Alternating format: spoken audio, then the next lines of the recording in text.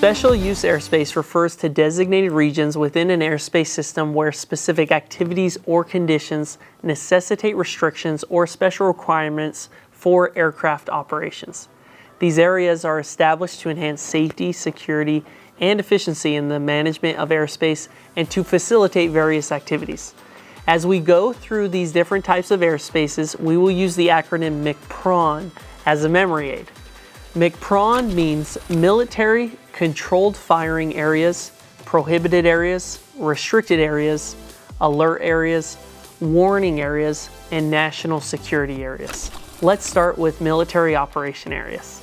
MOAs are defined airspace areas created to separate military training activities from IFR traffic. When MOAs are active, non-participating IFR traffic may be cleared through them if ATC can provide separation. Otherwise, rerouting or restrictions are applied to non-participating IFR traffic. MOAs are found on sectional VFR terminal area and en route low altitude charts. Controlled firing areas. CFAs are unique to special use airspace regions where potentially hazardous activities are conducted.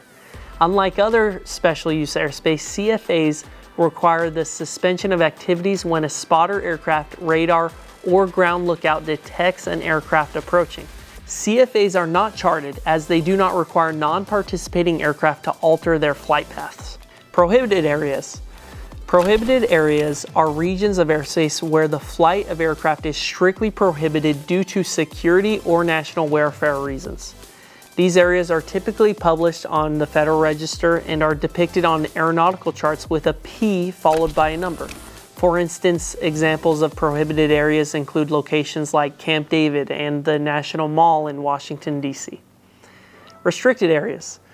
Restricted areas are designated airspace where aircraft operations are subject to restrictions because of hazardous activities conducted within them.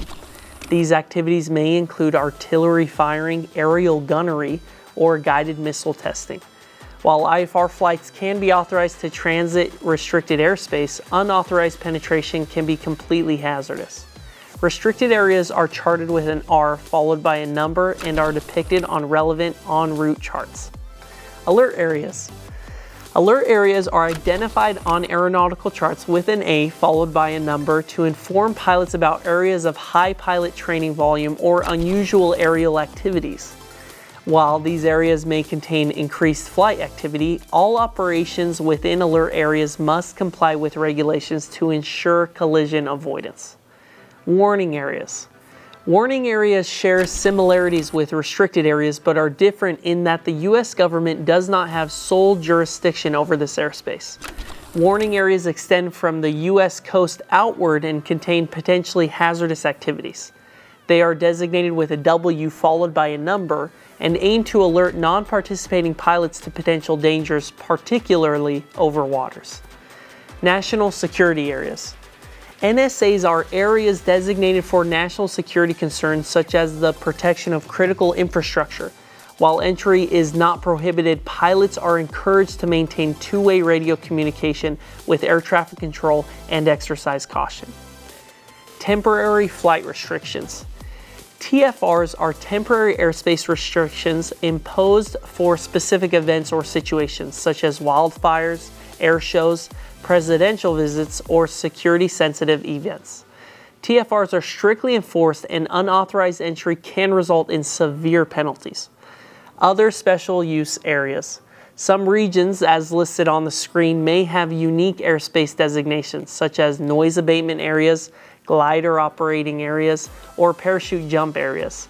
Pilots should be aware of any local or regional airspace designations as discussed in Chapter 15 of the Pilot's Handbook of Aeronautical Knowledge.